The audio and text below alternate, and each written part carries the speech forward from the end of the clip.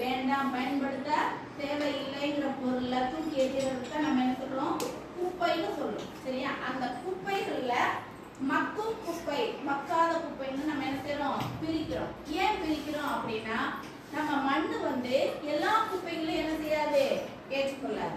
எப்படி சில பொருட்கள் தூக்கி எறிகிற பொருள் வந்து மழை பெய்யும் போது தண்ணியில என்ன செய்யும், மண்ணு மூடி செஞ்சு என்ன செய்யுது, மண்ணுக்குள்ளே போய் அப்படியே இருந்து கொஞ்ச நாள் கழிச்சு தோண்டி பார்த்தோம்னா அந்த பொருள் என்ன செய்யும், இல்லாம போயிடுது. அப்படி இல்லாம போறதை வச்சு நம்ம என்ன செய்யறது, மண்ணு வந்து மக்கி போச்சு, மண்ணுல இல்லாம போச்சுன்னா அது மக்கி போச்சுன்னு சொல்லுவோம். நம்ம எந்த பொருளை போடுறோமோ அந்த பொருள்ல அப்படியே இருந்துச்சுன்னா அதை வந்து என்ன சொல்றோம், மக்காத குப்பைன்னு சொல்றோம். ஏன் அப்படின்னா அது வந்து அந்த மண்ணு வந்து என்ன பண்ணாலும் அது எனக்கு நேன்னு உள்ள கிடக்கும். சரியா? அதுதான் மக்காத குப்பை.